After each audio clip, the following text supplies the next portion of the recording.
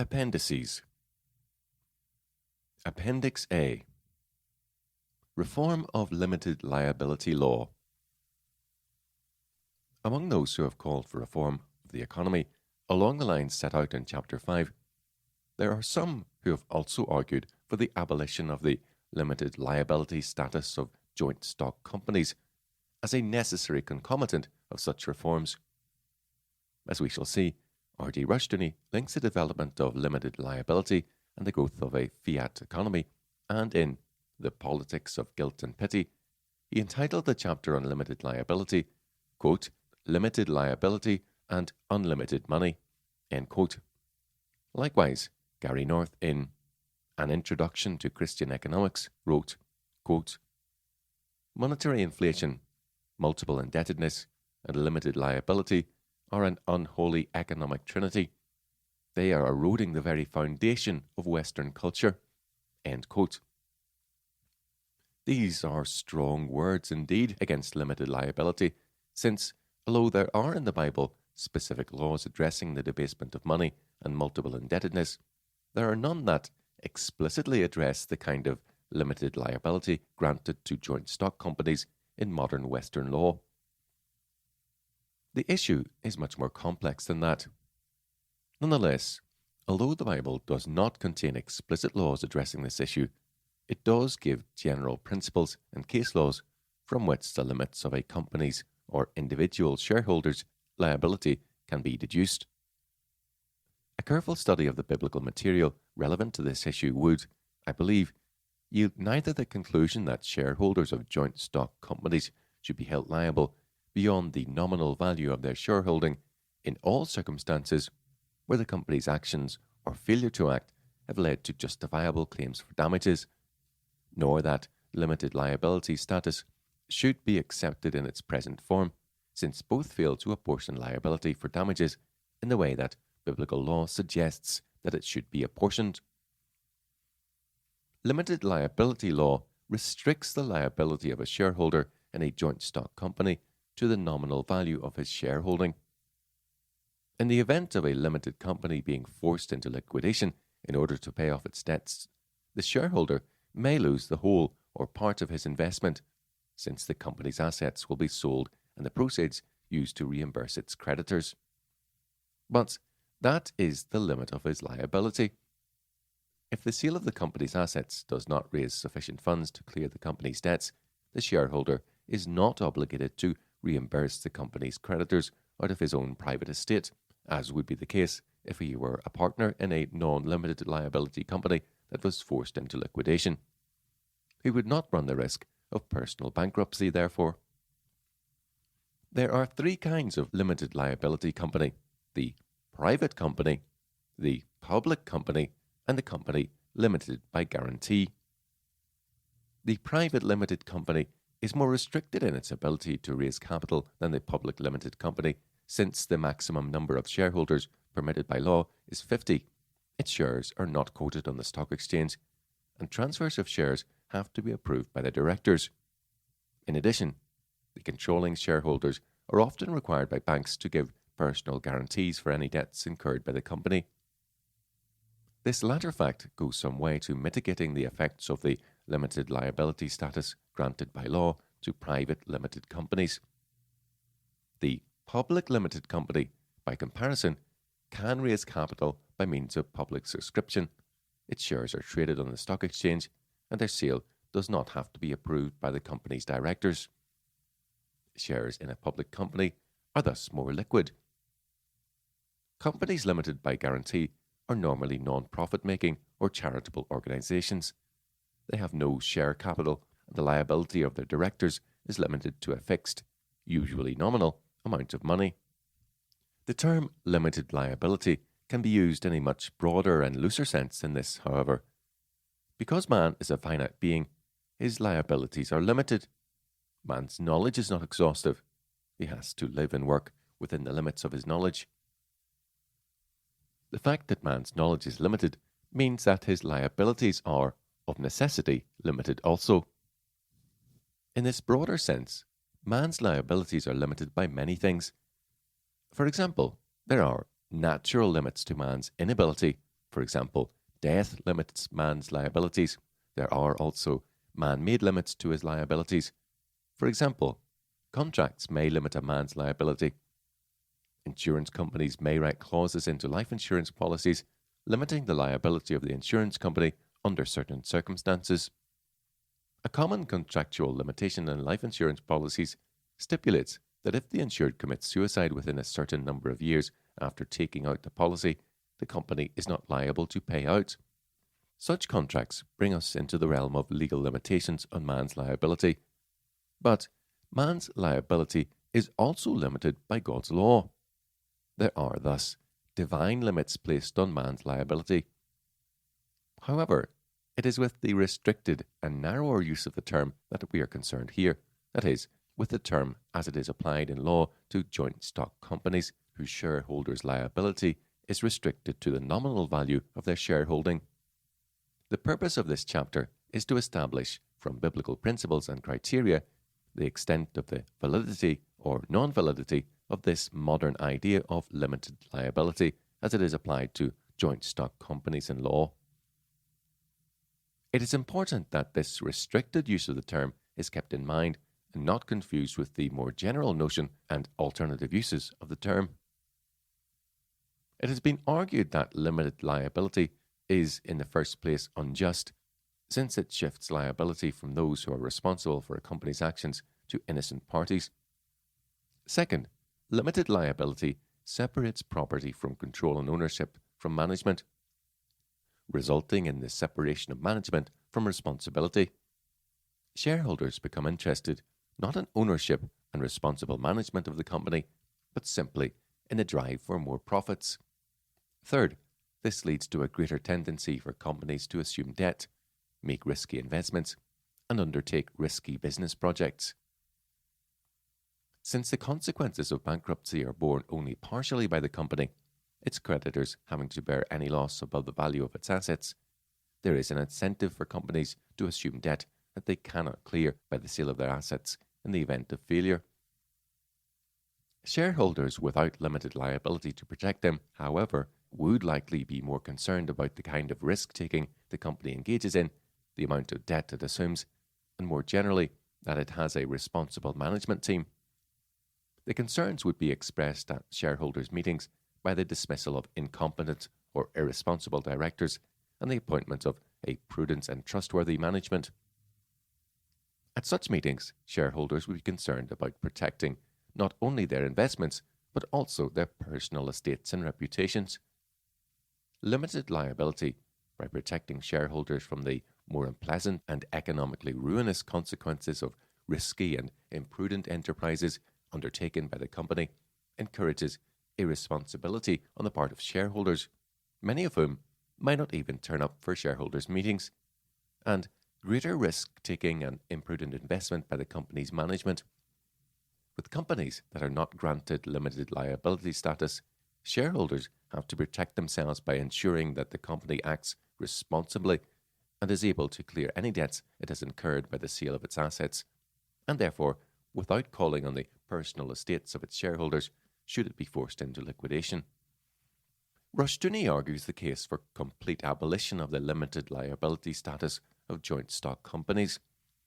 He makes the point that, although there is limited liability status for companies in modern Western society, the individual, by comparison, is subject to almost unlimited liability by the law. Quote, "Today, the law penalizes the individual with almost unlimited liabilities, so that every kind of insurance is necessary for the individual as homeowner, driver, and parent in the event that his child blackens a bully's eye.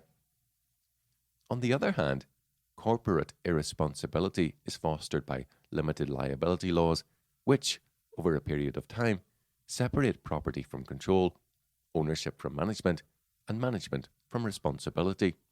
End quote. Rushdoony goes on to state the problems with limited liability very clearly. Quote, "Liability is inescapable. By limiting the liability of the economy which contracts a debt or permits a fraud, the liability is then passed on to innocent parties. Limited liability thus shifts responsibility away from the responsible to society at large. A partner or shareholder in a company will exercise cautious and conscientious control over his company. If his liability for the debts and frauds of that company are not limited to the extent of his investment, the result is sound, moral, and careful management of a company by the actual owners. But with limited liability, a premium is placed on the profits irrespective of responsibility. The shareholder is less concerned with buying responsible ownership and more concerned with buying a share in profits. And then, as the state further protects the shareholder against liabilities in his irresponsible pursuit of profits, the shareholder becomes less and less concerned with the responsible and moral management of his company. End quote. Furthermore, quote, the limited liability company has an advantage over the company without such protection. Having limited responsibility for its debts, it is free to take chances, which a fully responsible company will not take. The limited liability company has state protection in its risk-taking, which the other companies do not have. End quote. Likewise, E.L. Hepton Taylor in Economics, Money and Banking argues that limited liability, quote, must be abolished so that all investors are forced to assume full responsibility for the companies in which they own shares. Such a drastic step would make all shareholders attend the annual meetings of the companies in which they now hold shares and keep track of what the managements of such companies are doing. End quote.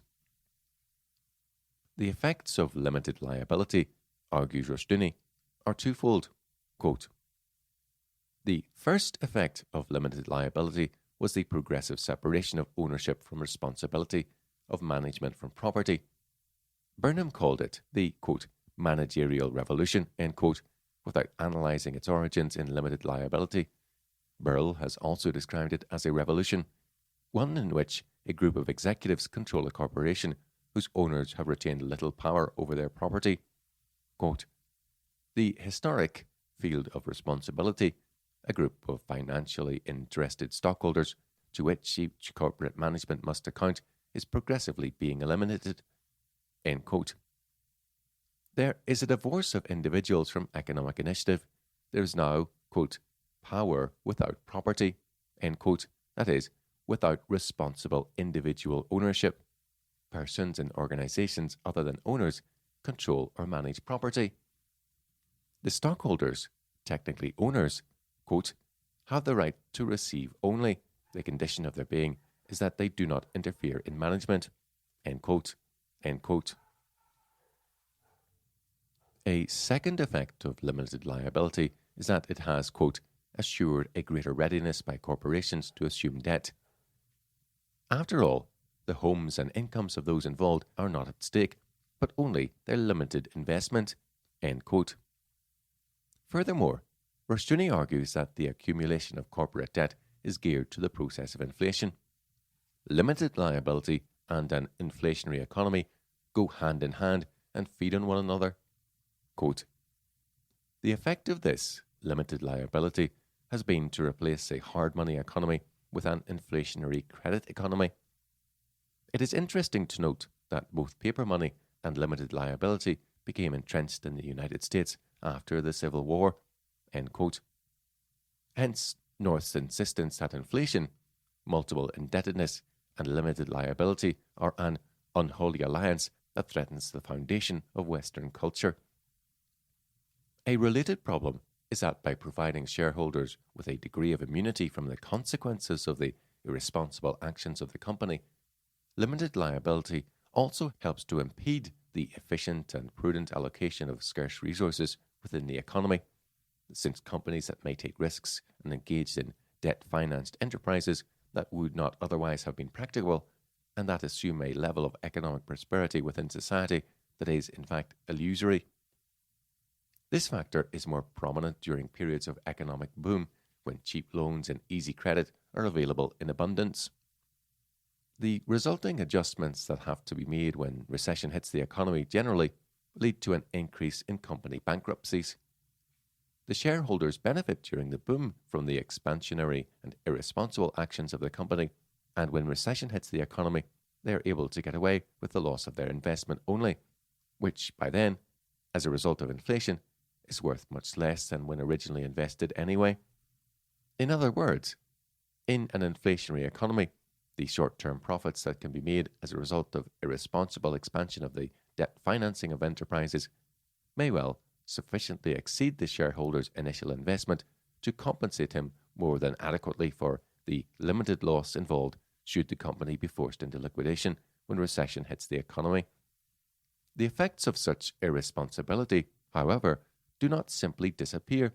They are passed on to others in the form of bad debts and unpaid bills for capital and services supplied to the economy before it is declared bankrupt. Limited liability thus contributes to the general economic vandalism generated by the business cycle. These are important arguments that demand serious consideration. The irresponsible use of wealth will ultimately lead to economic decline, and limited liability encourages such responsibility, or at least helps to protect shareholders from the more severe effects of such irresponsibility. The case against limited liability must be considered seriously, therefore, and weighed against the biblical material relevant to the issue. More recently, however, Gary North has changed his mind on this issue and no longer sees limited liability as part of an unholy economic trinity that threatens Western culture. In his book, Tools of Dominion, North argues that limited liability has good precedent in God's law. North writes, quote, "Certain kinds of economic transactions that limit the liability of either party, should one of them go bankrupt, are valid," end quote. For example, quote, "A bank that makes a loan to a church to construct a building cannot collect payment from individual members should the church be unable to meet its financial obligations," end quote. He then claims that, quote, "The same sorts of limited liability arrangements ought to be legally valid for other kinds of associations, including profit-seeking corporations, limited partnerships, or other private citizens who can get other economic actors to agree voluntarily to some sort of limited liability arrangement." North claims that he has come to this conclusion by a, quote, "careful," unquote, consideration of, quote, "the legal implications of the imposition of unlimited personal liability on church members for the decisions of pastors and church officers," end quote. He then poses the question, quote, "Could the church function if every member were made potentially liable to the limits of its capital for the illegal activity of the church's officers?" End quote. However, the case of an individual church member is very different from that of a shareholder in a joint stock company. The two are certainly not analogous. A church member does not own part of the church, nor does he draw dividends from it, and except in, quote, "democratic," unquote, churches, he is not responsible for the actions of the church leadership. Furthermore, North demolishes his own case by arguing, correctly in my opinion, that a wise banker would not loan money to the church and would instead advise individual members to finance the church's needs by remortgaging their houses and then donating the borrowed money to the church, thus placing the liability for the debt with individual church members, on whom the bank can foreclose if they default on repayment. North comments that this, quote, "makes church members personally responsible for repayment. Members cannot escape their former financial promises by walking away from the church," end quote. The remortgaging scheme for making funds available to the church, North continues, quote, "keeps the church out of debt as an institution, which is godly testimony concerning the evil of debt, Romans 13, 8a, end quote. Evidently then, for North, individual church members should bear the responsibility for securing debt in regard to a church project. It is the institution that should be protected, not the individual member. But this contradicts his former statement that individuals should not be held liable. North's argument here is confused and inconsistent. This simply demonstrates, however, that the analogy between the church and the joint stock company does not hold.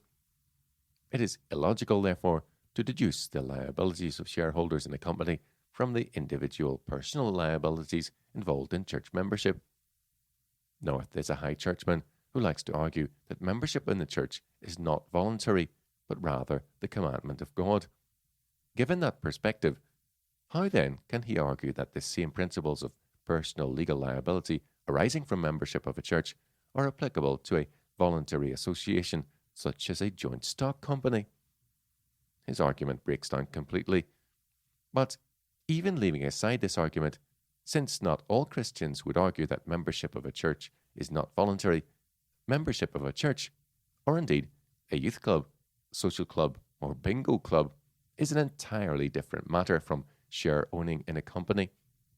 North's argument for limited liability revolves around faulty exegesis and faulty logic. Unfortunately, North does not help his case by mixing arguments regarding limited liability in a narrower sense as applied to joint stock companies whose shareholders' liability is restricted to the nominal value of their shareholding, with examples of other kinds of limited liability, such as an employer's liability regarding the risks knowingly taken by an employee during a dangerous job, and the contractual limits placed on an insurance company's liability by an insurance policy. The latter two cases are of an entirely different order from that of the former, and the conflation of these disparate kinds of restriction and a company's liability in the same argument only serves to confuse the issue of whether the limited liability as applied to shareholders of joint stock companies is morally valid and sanctioned by biblical law. Furthermore, the question at issue between those who would abolish limited liability and North, who wishes to keep it, is not whether there should be limits or no limits to man's liability, but at what point man's liability should be limited. North is correct when he argues that, quote, man is a limited creature. His knowledge is therefore limited.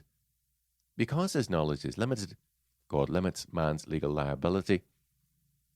But this is a much more general notion of limited liability than that indicated by the term as it is applied to joint stock companies. It would have been helpful if North had kept this stricter meaning of the term in mind when voicing his disagreement with Rushdoony. Those who advocate abolition of limited liability law as it applies to the shareholders of a company are not doing so on the premise that man's responsibility is unlimited, but rather on the premise that the point at which his liability should cease must be governed by biblical principles and priorities. Without limited liability status, as it is presently granted by law, the maximum limit of the liability of individual shareholders in a bankrupt company will be determined not by the nominal value of their shareholding, but by the extent of the company's debts and bankruptcy law. That is to say, a bankrupt company that could not clear its debts by the sale of its assets would be forced to call upon the private estates of its shareholders, who would have to make repayment, if necessary, up to the point of having to declare themselves bankrupt. Thus, the shareholders' liability is limited ultimately by bankruptcy law, not limited liability law as it now exists. Thus, the shareholders' liability is limited ultimately by bankruptcy law, not limited liability law as it now exists. Rushdoony argues that this is a reflection of biblical law, which required that at the end of every seventh year, all debts should be cancelled. Deuteronomy 15, 1 and 2. He cites H.B. Clarke's, quote, modern statutes of limitation and bankruptcy acts fulfill the purpose of the ancient law of sabbatical release, the former by forbidding the bringing of an act upon a debtor after a certain number of years, and the latter enabling a debtor to turn over his property in satisfaction of his debts. End quote. Rushdoony adds the comment that, quote, the modern statutes are thoroughly secular and profane in intention, however, and, while derived from the biblical Sabbath law of release, are alien in spirit from it. End quote. Rushdoony later restates the point that bankruptcy laws reflect the biblical principle of Sabbath release from debt, and makes an additional observation on the protection they afford to the family. Quote, modern bankruptcy laws, despite their abuses, reflect not only the biblical sabbatical release on debts, but the preservation to the wife and family of the home from the claim of creditors.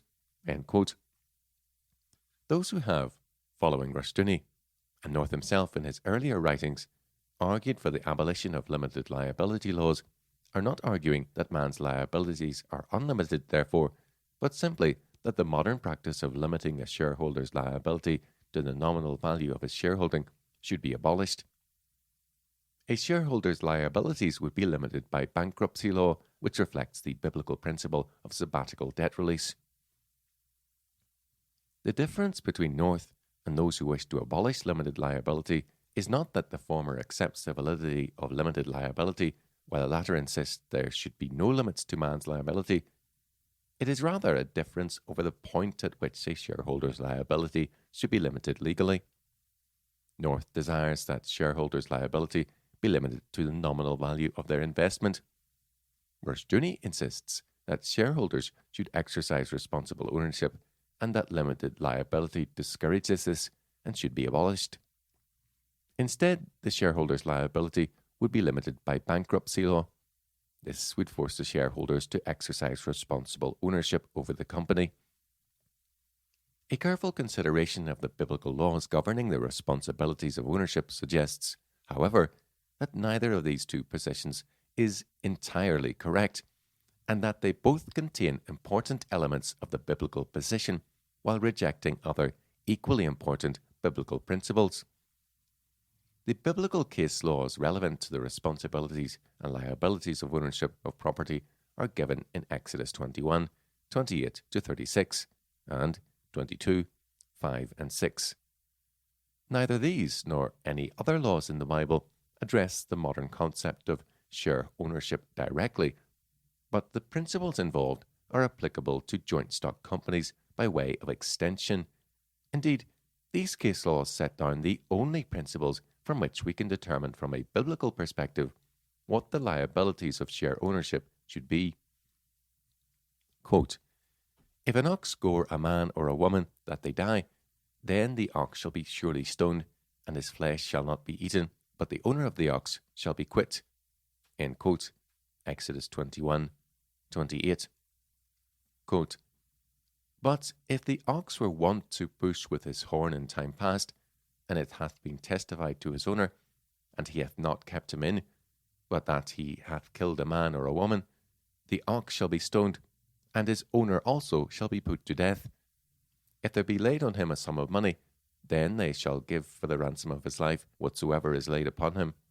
Whether he have gored a son, or have gored a daughter, according to this judgment shall it be done unto him. If the ox shall push a manservant or a maidservant, he shall give unto their master 30 shekels of silver, and the ox shall be stoned." End quote.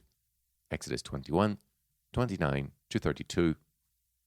Quote, "And if a man shall open a pit, or if a man shall dig a pit, and not cover it, and the ox or an ass fall therein, the owner of the pit shall make it good, and give money unto the owner of them, and the dead beast shall be his." End quote. Exodus 21, 33 to 34.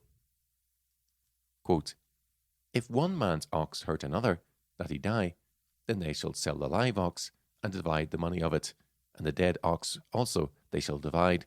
End quote. Exodus 21, 35. Quote, "Or if it be known that the ox hath used to push in time past, and his owner hath not kept him in, he shall surely pay ox for ox, and the dead shall be his own." End quote. Exodus 21, 36. Quote, "If a man shall cause a field or a vineyard to be eaten, and shall feed in another man's field, of the best of his own field, and of the best of his own vineyard, shall he make restitution." End quote. Exodus 22, 5. Quote, "If fire break out and catch in thorns, so that the stacks of corn, or the standing corn, or the field be consumed therewith, he that kindleth the fire shall surely make restitution." End quote. Exodus 22, 6. It is clear from these laws that, in the biblical perspective, the major criterion for determining an individual's liability arising from ownership of property is the extent of his knowledge of the consequences of his actions or failure to take action. If a man's actions or failure to act have consequences that he cannot reasonably be expected to foresee, his liability for damage inflicted on the property or lives of others is limited. In this case, North's observation is correct. Quote, "Man is not to be judged by standards that could apply justly only to an omniscient being." End quote.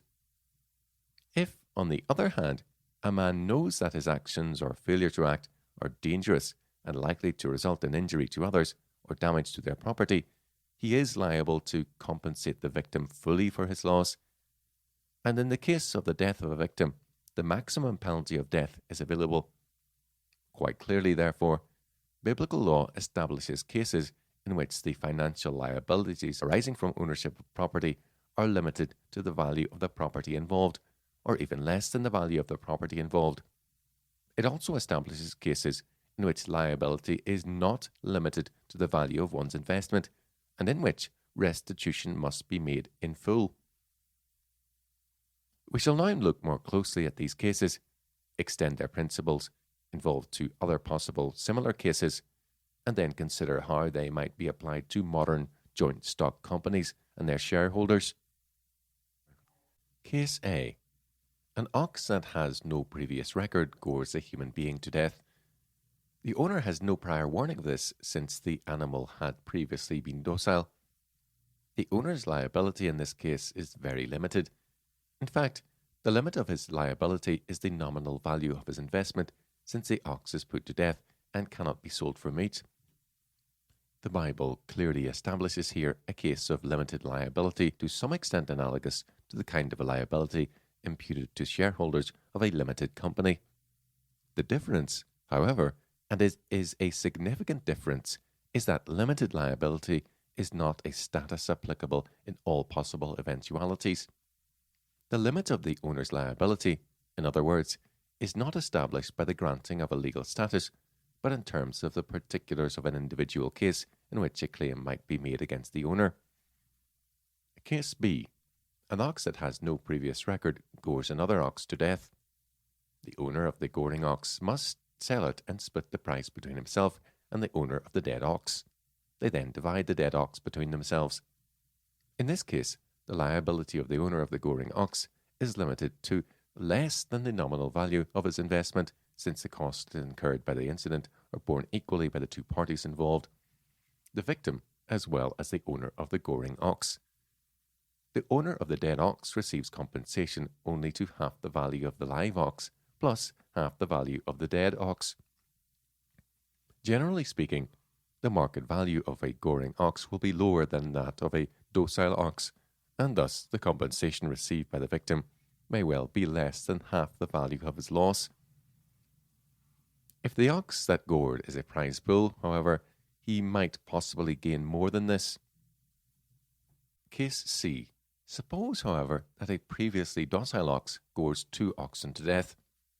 The Bible does not address this case specifically, but the principles for determining the limits of the owner's liability and the just settlement of any claim arising from it are already given in Case B.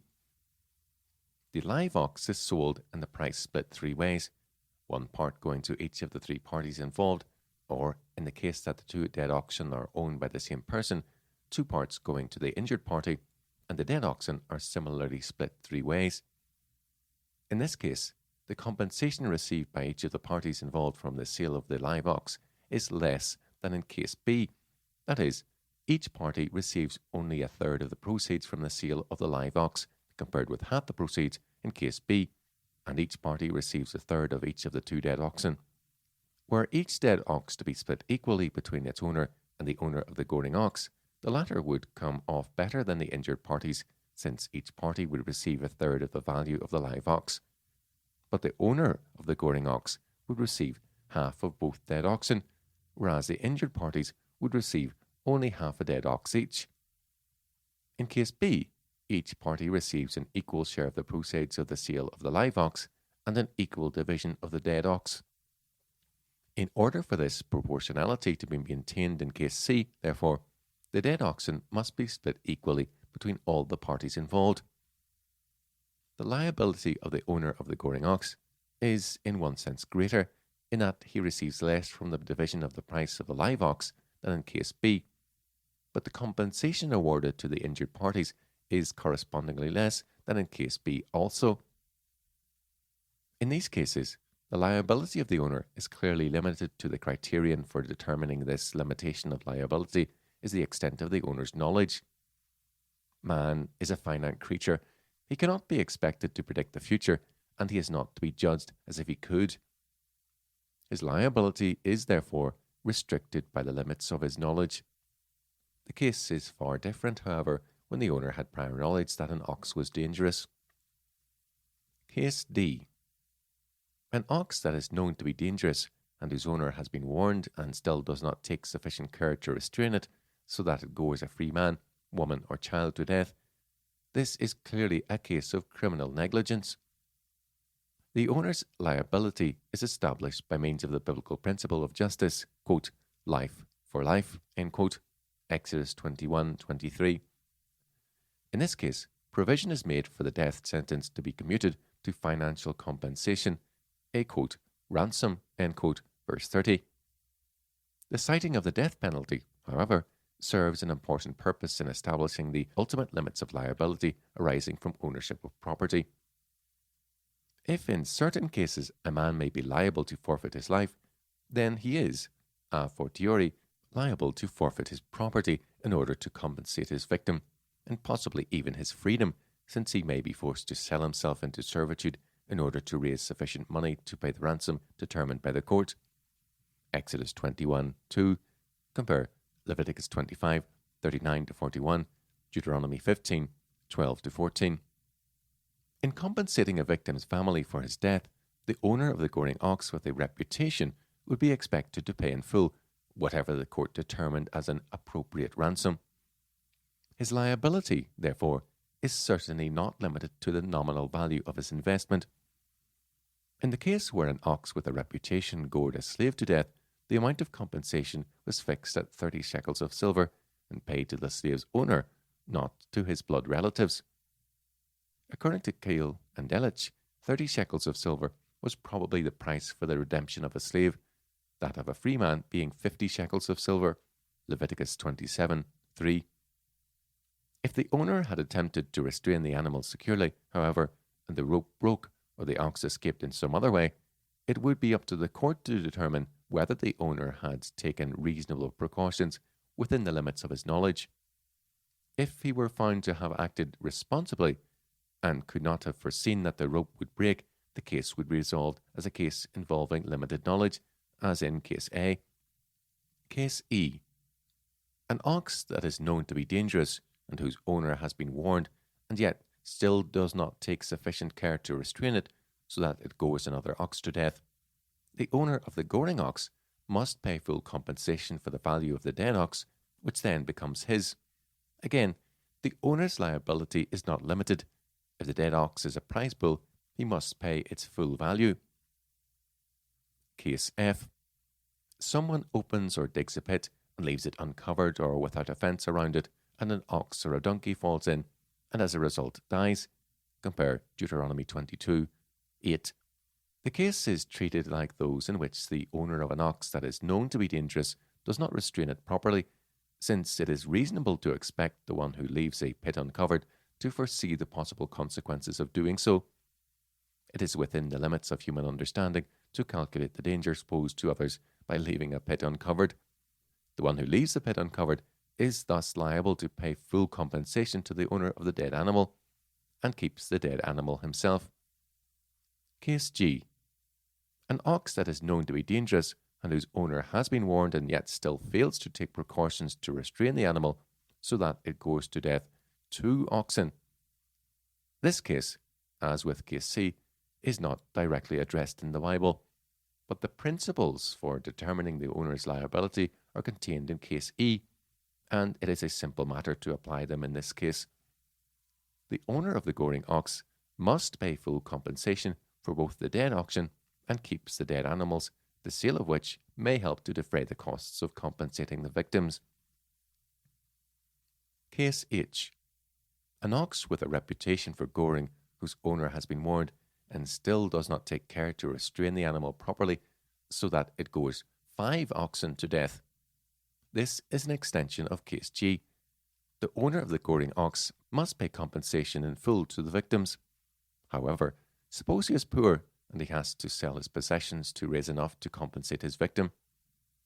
He may get something from the sale of the dead oxen, which could help, but even then he is not able to make restitution.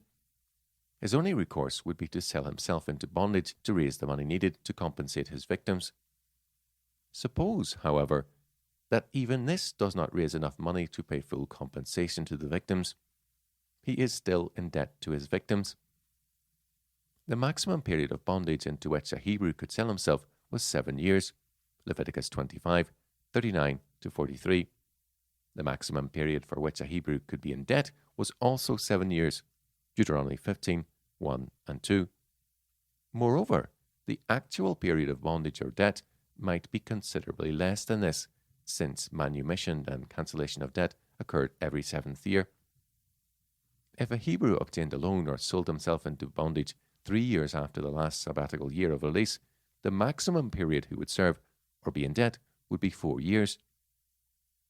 The implication of this for the matter under consideration here is that if the poor man could not raise the full amount of compensation by selling his property and then selling himself into bondage, the victims would have to settle on the maximum that he could raise in this way. Even if they were to hold the remainder against him as debt while he was still in bondage, it would automatically be cancelled at the next sabbatical year, which would coincide with his manumission. This is to some extent analogous to modern bankruptcy law, the most significant difference being that modern bankruptcy law does not provide for the bankrupt to sell himself into bondage. The liability of the goring ox's owner is not limited to the nominal value of his investment, but is ultimately limited by the sabbatical year of release. Case I. Someone allows his animals to graze another man's field or vineyard, or starts a fire that spreads to another man's property. These are laws relating to accidental damage to property caused by one not exercising proper caution. The compensation payable by the offending party to his victim is simple restitution. There is no limitation of liability, such as that granted to joint stock companies in modern Western law for the one who causes the accident, since the consequences of allowing one's animals to graze in another man's field, or of lighting a fire without taking precautions to ensure that it does not spread, can be expected to be foreseen. The perpetrator would thus be liable to the full value of the damaged property, and he would have to make restitution out of his own estate, or, if this were insufficient to pay off his debts, sell himself into servitude until the next sabbatical year of release, at which point his liability would cease. This case is analogous to case F, since the outcome of such negligence is foreseeable. Application of the principles of liability set forth in case I to modern joint stock companies is fairly straightforward. Shareholders of companies that were required to pay compensation as a result of such accidents would be responsible for ensuring that the victim was fully compensated for his loss.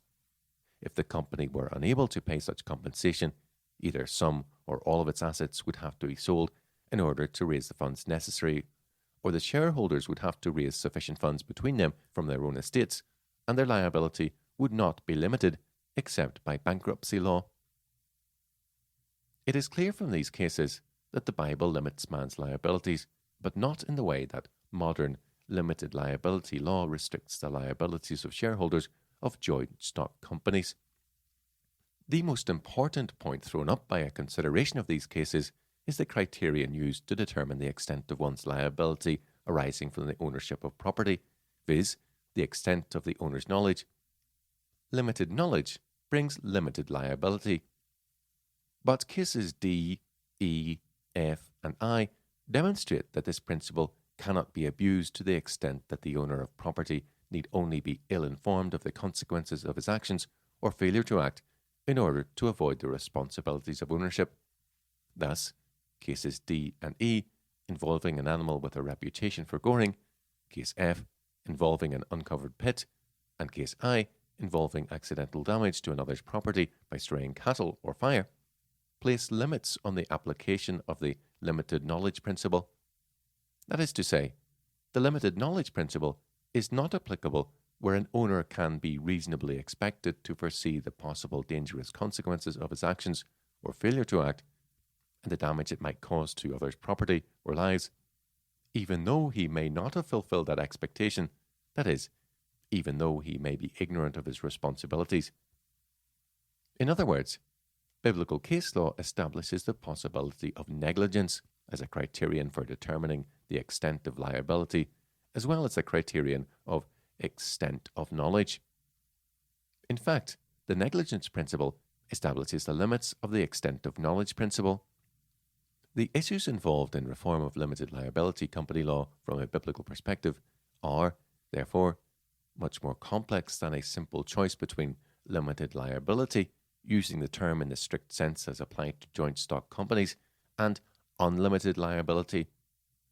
The cases in which, in terms of biblical criteria, a modern limited company might be held to be genuinely in ignorance regarding the possible consequences of its actions or failure to act, and thus in which its shareholders' liability is limited to the nominal value of their investment, are far less numerous than those in which the shareholders would be held liable beyond the value of their shareholding. Furthermore, in those cases in which a company acted in ignorance, the maximum liability of the shareholders in financial terms might be considerably less than the nominal value of their shareholdings. For example, a company that buried toxic waste, knowing the dangers this posed to others' property and lives, or at least in a situation where it might reasonably be expected that the company's managers could calculate the risks involved, would be liable to pay full damages in terms of biblical criteria, and its shareholders would be expected to contribute from their private estates if the sale of the company's assets failed to raise sufficient funds to compensate the victims. On the other hand, a drug company that issued a drug that was genuinely believed to be beneficial and safe within the limits of knowledge available at the time, and that was confirmed to be safe within the limits of the knowledge then available by independent sources, but was subsequently shown to have serious side effects, might, according to biblical principles, have no liability at all, that is, in case of death, case A, or only limited liability, which would, in financial terms, be less than the total value of the company's assets. For example, in the case of serious injury, the company would be forced to liquidate its assets and distribute the proceeds between its victims and shareholders, the shareholders receiving between them a one-part share of the proceeds, case C. Neither of these scenarios would conform to current practices of compensation by limited liability companies. Evidently, therefore, there is need for reform of limited liability law as it presently exists.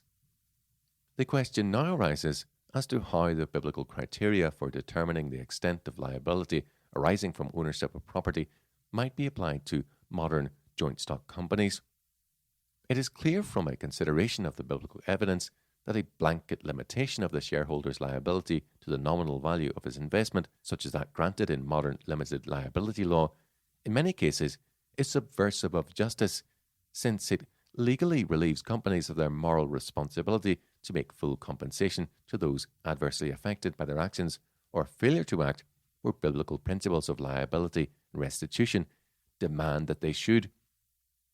From the biblical perspective, therefore, the case for abolition of the limited liability status of joint stock companies, at least as it presently exists, is a strong one. On the other hand, it would be equally unsatisfactory from the biblical perspective to expose shareholders to the same variety of liabilities that would arise in modern Western society if limited liability were simply abolished entirely. Along with the abolition of current limited liability laws, therefore, it would be necessary to establish some way of limiting the liabilities of shareholders where such limitations could be justified on biblical grounds.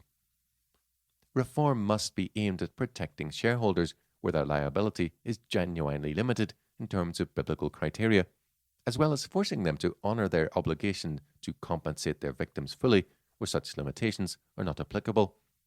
However, it would be very difficult, probably impossible, to incorporate such limitations into the legal structure of a company in the way that modern limited liability law does.